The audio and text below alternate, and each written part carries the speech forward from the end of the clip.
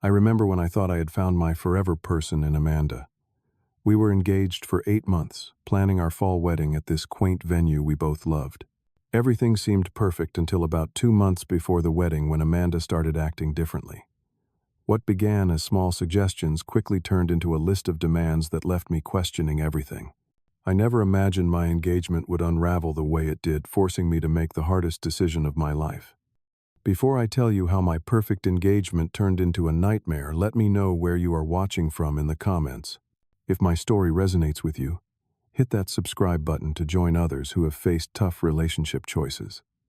I met Amanda at my college friend Trevor's backyard barbecue 3 years ago. It was one of those perfect summer evenings where the conversation flowed as easily as the drinks. Amanda stood out immediately with her confident laugh and the thoughtful way she listened to everyone. She was beautiful, sure, but what really caught my attention was her intelligence. As a marketing executive for a growing firm, she had this way of talking about her work that made even advertising analytics sound fascinating. Our first date was the following weekend at a local jazz club. I remember being nervous changing my shirt 3 times before leaving my apartment. But once we started talking, those nerves disappeared. We shared stories about growing up, our career aspirations, and discovered we both had an obsession with classic sci-fi movies. The evening ended with a kiss that felt like the beginning of something significant. I had been focused on my career as a software engineer for years, pouring my energy into building a stable life. My apartment was my pride and joy. A fixer-upper, I had renovated myself, learning plumbing and basic electrical work from YouTube tutorials. When Amanda first visited, she seemed genuinely impressed by the work I had put into making it a home. As we continued dating, our weekends filled with hiking trips, trying new restaurants, and lazy Sunday mornings making breakfast together. There was an ease between us that I had never experienced in previous relationships. For the first time, I could envision building a life with someone. Our relationship progressed naturally, and after a year we decided to move in together. It made sense financially, but more importantly, we both wanted to wake up next to each other every day. The transition was surprisingly smooth. We complemented each other well, me being more laid back, and Amanda bringing structure to our shared life. We talked about our futures openly. We both wanted children, eventually loved traveling, and dreamed of buying a house with enough yard space for a garden and a dog. Amanda had a 5-year plan for her career advancement, and I admired her drive. My own career was stable with a company I enjoyed, allowing me flexibility to work remotely occasionally, which we both valued for future family plans. Our friends often commented on how well-matched we seemed. My best friend Jason once told me, "You guys just make sense together." I thought so too. While no relationship is perfect, ours felt solid, built on mutual respect and genuine affection. Looking back now, I can see the warning signs that I either missed or chose to ignore. Amanda had always been organized and detail-oriented traits that helped her excel professionally. But over time, these qualities began manifesting as controlling tendencies in our relationship. It started with small things. When we would go out to dinner with friends, she would often order for me without asking what I wanted. "Trust me, you will love this," she would say with a smile. And usually I did enjoy her selections, so I brushed it off as thoughtfulness rather than control. Then there were the family dinners. My parents invited us over monthly, and Amanda would frequently critique my behavior afterward. "You talk too loudly when you get excited," she would say, or, "Next time maybe do not mention your gaming hobby to my dad. He thinks video games are for children." These comments always came packaged as helpful advice, but they slowly made me second-guess myself in social situations. When we moved in together, Amanda suggested we combine our finances. I was hesitant, preferring to maintain some financial independence while sharing household expenses. She insisted it would be more efficient, creating elaborate spreadsheets, showing how much money we could save. Eventually I agreed, though something about it made me uncomfortable. Soon she was questioning purchases I made, from a new pair of running shoes to birthday gifts for my sister, describing them as unnecessary expenses. My friends noticed changes in me before I did. My college roommate Patrick mentioned that I had stopped coming to our monthly poker nights. "Amanda thinks they run too late." I explained, not realizing how strange that sounded until I said it aloud. My sister pointed out that I had started checking my phone constantly when we were together, as if waiting for Amanda's approval or instructions. I rationalized these behaviors, telling myself and others that Amanda was simply more organized than me.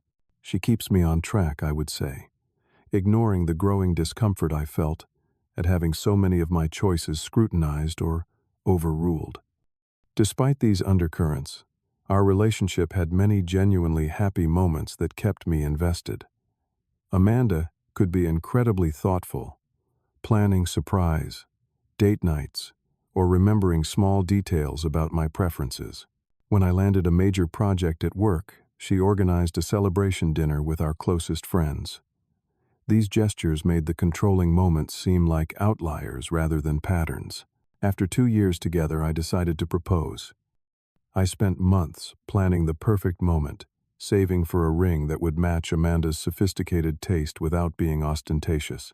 I knew she preferred experiences over grand gestures, so I organized a weekend hiking trip to Cascade Mountains, her favorite place to unwind. The weather was perfect that day, as we reached the summit overlooking the valley.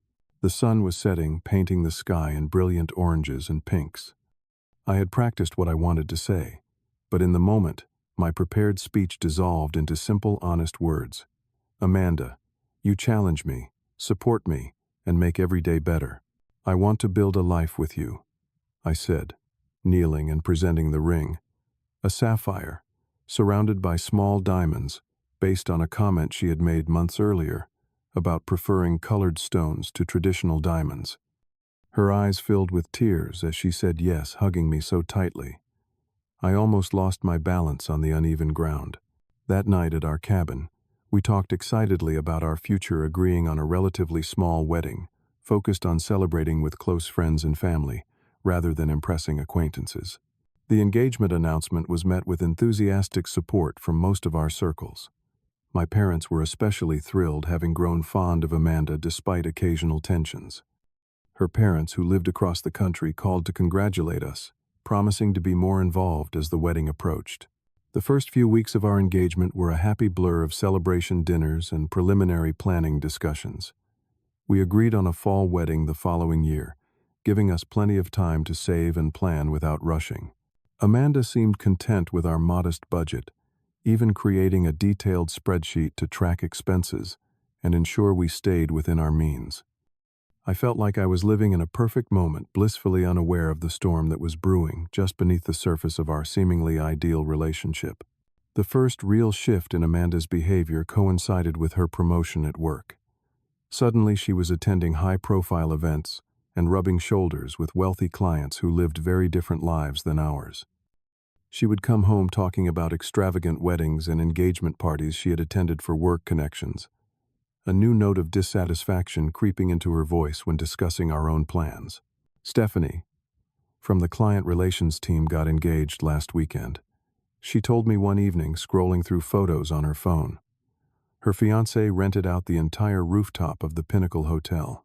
They had an ice sculpture and a live band. That sounds expensive, I replied, sensing where this was heading. It was magical. Amanda sighed. Everyone at work is still talking about it. A week later, she brought home brochures from venues completely different from the charming rustic lodge we had originally chosen. These new places were opulent ballrooms and exclusive country clubs with price tags that made my stomach clench. I know it is more than we planned to spend, she said, noticing my expression. But this is a once-in-a-lifetime event, Guy. Do we really want to look back at our wedding photos and see that shabby little lodge? The lodge she was referring to was where we had our third date, a place that held special meaning for us both. Or so I thought. We agreed on the budget, I reminded her gently. Those places cost 3 times what we planned to spend. My parents might help, she suggested, though we had originally decided to pay for everything ourselves to avoid family interference. After several tense discussions, I compromised. We chose a more upscale venue that stretched our budget but did not completely break it. I convinced myself this was reasonable, that it was important to Amanda to have a beautiful setting, and marriage involved compromise. What I did not realize was that this would become a pattern, with each compromise leading to a new demand. The financial pressure mounted quickly. Deposits for the new venue, a more expensive photographer than we had budgeted for custom invitations that Amanda insisted were essential. My savings account, which I had been building for years with dreams of a house down payment, began to dwindle, alarmingly. One evening I finally brought it up directly. "Amanda, I'm concerned about how much we are spending. At this rate, we will start our marriage with serious debt." She looked surprised, as though the thought had never occurred to her. "But everyone spends a lot on their wedding." "Not everyone," I countered.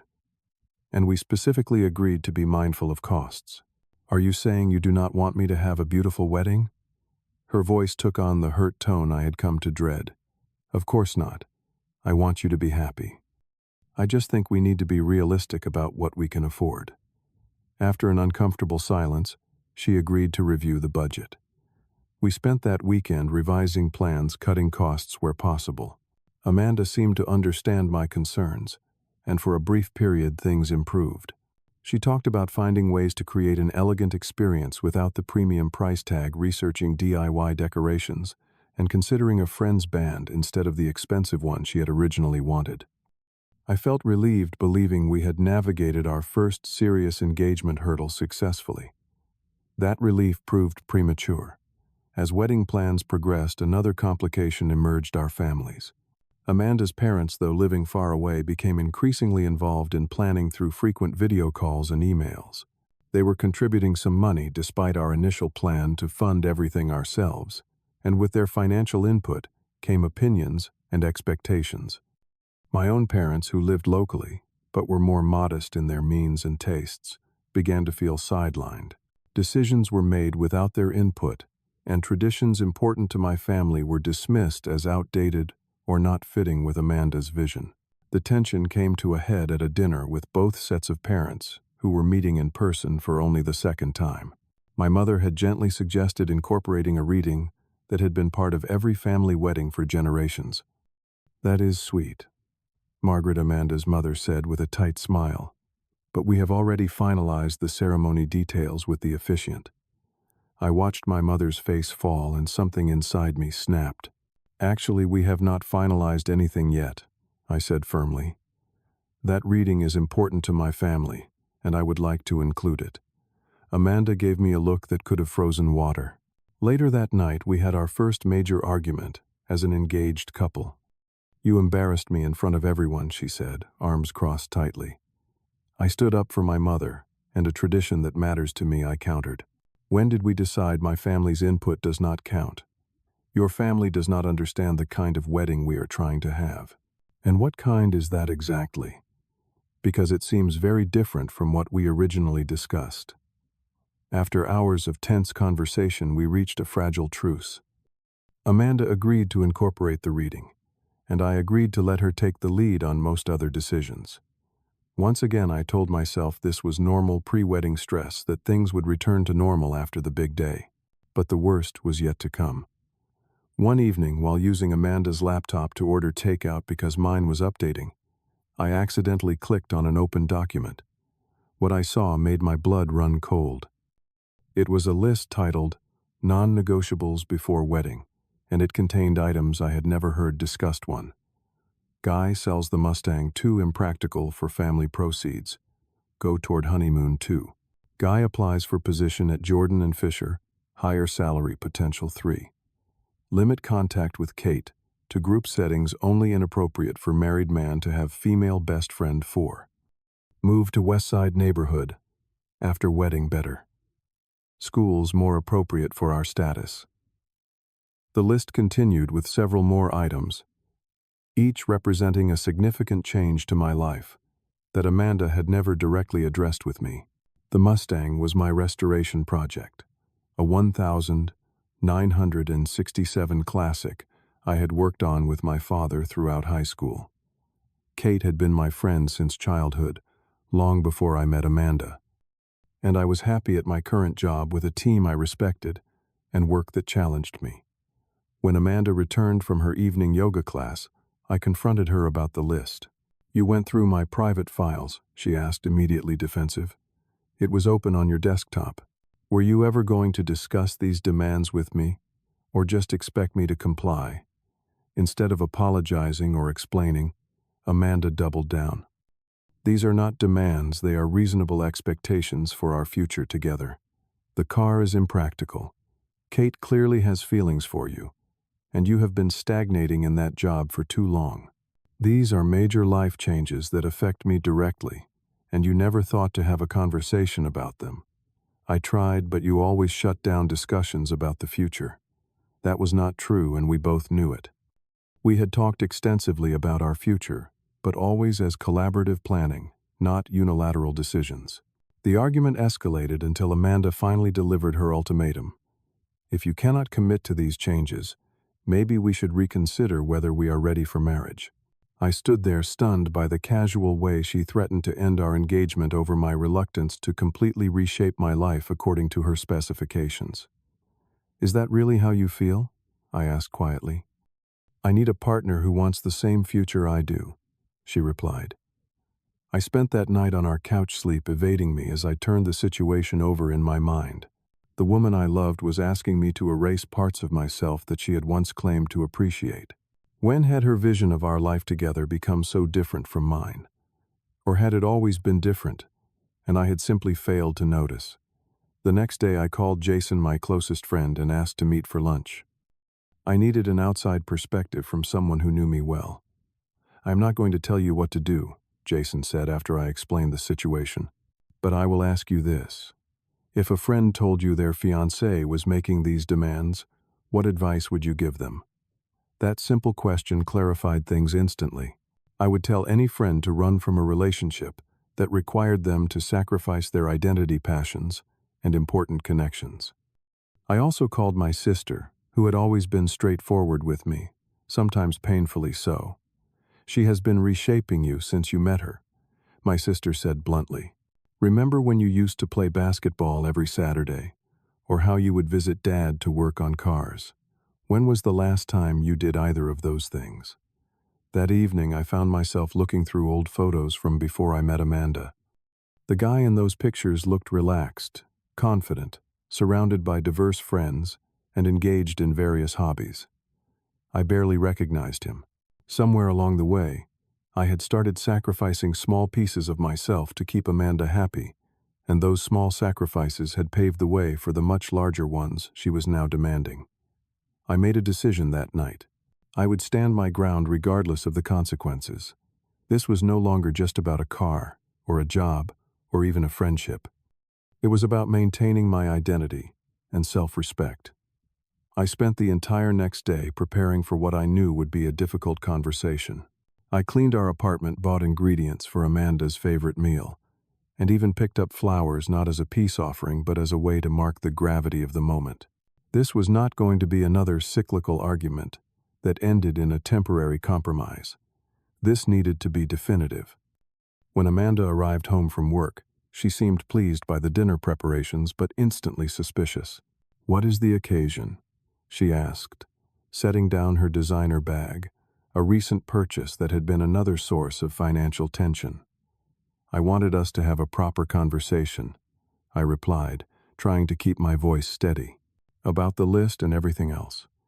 We ate in relative silence, the tension building between us. Finally, when the plates were cleared, I took a deep breath and began.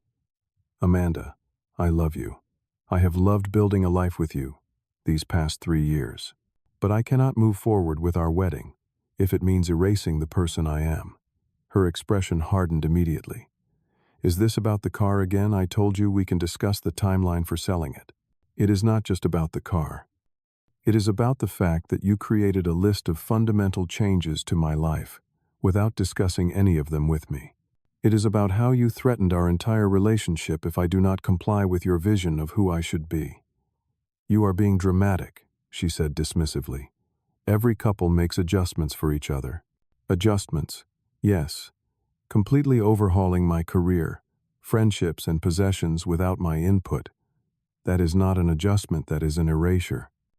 I continued laying out how I felt we had gradually moved away from our original shared vision, how decisions had become increasingly one-sided, and how I felt my opinions and feelings were being systematically devalued. The wedding we are planning now bears no resemblance to what we agreed on initially. The life you are mapping out for us is not the one we discussed building together. Amanda's face flushed with anger. So what are you saying? That you want a cheap wedding because you are too afraid to aim higher? That you would rather cling to an old car and a dead-end job than grow with me? That is not fair, and it is not true, I said, maintaining my fire, calm, despite the sting of her words. I have supported your growth and ambitions. I just expected the same respect in return. The conversation deteriorated from there. Amanda revealed that she had already told several friends I had agreed to take the job at Jordan & Fisher, a complete fabrication that showed how confidently she had assumed my compliance. I do not recognize who we have become, I said finally. This does not feel like a partnership anymore. It feels like I am being molded into an accessory for the life you have decided we should have. If you cannot see how everything I am doing is for our benefit, then maybe you are not the person I thought you were, she replied coldly. In that moment, looking at this woman I had planned to marry, I felt a strange calm settle over me. The decision that had seemed so difficult the night before now felt inevitable, almost easy. I think you are right, I said quietly. I am not the person you want me to be, and I cannot keep trying to become that person at the expense of who I actually am. What are you saying exactly? Amanda's voice held a new note of uncertainty. I am saying that I cannot marry you. Not like this. Not with these conditions attached to our future. The shock on her face was genuine. Despite her ultimatum, she had never expected me to be the one to end things. Her expressions cycled rapidly through disbelief, anger, and finally calculated manipulation. You cannot be serious, she said, tears suddenly filling her eyes. We can work through this. I did not mean what I said about reconsidering the wedding. I think you did mean it, I replied gently. And that is okay. It shows we want different things, fundamental things that cannot be compromised away. She switched tactics, moving from tears to promises. I will throw away the list. We can have the wedding we originally planned. I will never bring up selling the car again. But something had broken irreparably. I could no longer trust that her concessions were genuine rather than tactical. And even if they were sincere in the moment, what would happen after the wedding? Would the demands resurface? Once I was legally bound to her. I am sorry, Amanda. My decision is made. Her tears dried, instantly replaced by cold fury. You will regret this. Good luck finding anyone else willing to put up with your lack of ambition and juvenile attachments. Despite the pain of her words, I felt oddly unburdened. I walked to my dresser and retrieved the small velvet box containing her engagement ring, which she had left on the nightstand while cooking. I placed it gently on the table between us. I truly hope you find what you are looking for, I said sincerely. I just know now that it is not me. The following days were a blur of logistics and emotions. Amanda moved out within a week, going to stay with a friend while she found a new place. The process was as efficient as it was painful, with minimal communication beyond what was absolutely necessary to disentangle our lives. The social aftermath was messier. Amanda controlled the narrative on social media, posting vague but pointed comments about men who fear strong women and dodging bullets. Mutual friends took sides, with many accepting her version of events without question. But my closest friends stood by me. Jason helped me move furniture to fill the spaces left by Amanda's departure. My sister visited more frequently, bringing home-cooked meals and distractions in the form of movie nights and board games. My parents, though initially disappointed about the canceled wedding, expressed relief when I explained the full situation. We just want you to be happy, my mother said. And lately with her, you did not seem happy. The first week alone in our now my apartment was the hardest. Every corner held memories and reminders. I considered moving, but decided against running away from the discomfort. This was part of the process, part of reclaiming my space and myself. Financial entanglements proved challenging to resolve. We lost deposits on the venue and various services expenses that Amanda argued I should bear entirely since I ended the engagement. After tense negotiations through text messages, we eventually split the losses, though the process left me with significantly depleted savings. The wedding that never happened came and went. On what would have been our wedding day, I went hiking alone in the mountains where I had proposed a pilgrimage of sorts to mark the end of one chapter and the beginning of another. Standing at the summit, I felt both grief and liberation in equal measure. The months following the breakup were a gradual process of rediscovery and healing. At first, I struggled with doubts. Had I overreacted? Was I too rigid, unwilling to compromise for someone I loved? These questions haunted me, especially during lonely evenings in an apartment that still echoed with Amanda's absence. I started seeing a therapist, something I had never considered before. Dr. Marshall helped me understand the patterns that had developed in our relationship, how small concessions had snowballed into larger surrenders, and how boundaries were not selfish but necessary for healthy connections. Relationships should enhance who you are, not diminish you, he said during one session. Love is not about becoming someone else to please your partner. Gradually, I began reclaiming parts of myself that had been shelved during my relationship with Amanda. I rejoined my weekend basketball group, reconnected with friends who had drifted away, and spent Saturdays working on my Mustang, finding unexpected peace in the familiar rhythm of tools and engines. Kate, my childhood friend, whom Amanda had wanted me to distance myself from, was understanding when I explained everything. I noticed you pulling away, she admitted. I just did not know why. Our friendship recovered slowly. Movie nights and coffee meetups, resuming with a new appreciation for the history we shared. Work became a source of satisfaction again, rather than the inadequate career Amanda had perceived. I took on challenging projects that interested me, rather than pursuing promotions that would primarily boost my salary. My boss noticed my renewed engagement and offered me the chance to lead a new initiative, an opportunity more aligned with my skills and interests than the corporate position Amanda had pushed for. About 3 months after our breakup, I received an unexpected message from Amanda's cousin Sophia. We had met only a few times at family gatherings, but always got along well. I wanted to thank you, her message read. Amanda did the same thing to her ex before you, Brian. He gave in to all her demands and ended up miserable, eventually divorcing after 2 years. You saved yourself from that fate and maybe helped her confront some truths about herself too.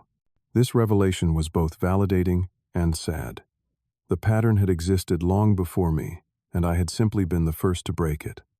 I wished Amanda well, but felt profound relief that I had trusted my instincts.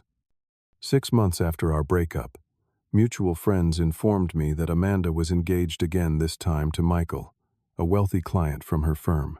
The news arrived via a group text with a photo of her elaborate new ring, at least 3 times the size of the one I had given her.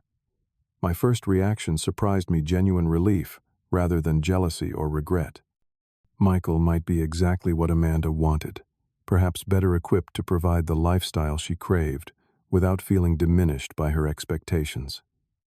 The hardest part of healing was letting go of anger. For weeks I had rehearsed arguments in my head, thinking of all the things I should have said. Dr. Marshall helped me see that this anger, while natural, was keeping me tethered to the past. Holding on to anger is like drinking poison and expecting the other person to die, he said, quoting a familiar adage that suddenly held personal meaning. Learning to release that anger involved acknowledging both the good and bad of our relationship. Amanda and I had shared genuine love and connection, especially in the beginning. Those memories were real and valuable, even if the relationship ultimately proved unsustainable. By accepting this complexity rather than painting her as a villain, I found a path to forgiveness, not for her benefit, but for my own peace. A year after ending our engagement, I could look back with clarity and perspective. The experience had taught me crucial lessons about relationships, identity, and the courage required to honor your own boundaries. I learned to watch for early warning signs, the small moments when someone asks you to compromise not your actions, but your essence. I became more intentional about maintaining connections and activities that defined me, recognizing them as vital rather than expendable. Most importantly, I developed a deeper understanding of what partnership really means. Two people choosing each other daily, supporting growth without demanding transformation, and loving each other as they are, not as projects to be improved. Today I am dating again, cautiously but openly. I am more articulate about my needs and values, more attentive to how potential partners respond to boundaries. I look for someone who wants to walk beside me rather than lead me toward their predetermined destination. Sometimes the bravest decision is not staying to fight, but knowing when to walk away with your dignity intact. I do not regret loving Amanda, but I will forever be thankful I loved myself enough not to disappear into her demands. If you are facing a similar crossroads in your relationship, remember that the right person adds to your life without requiring you to subtract parts of yourself. Have you ever had to make a difficult decision to preserve your sense of self? Share your experience in the comments below. If this story resonated with you, please hit that like button and subscribe to hear more stories about navigating life's challenging moments. Thank you for listening. And remember, staying true to yourself is never the wrong decision, even when it feels like the hardest one.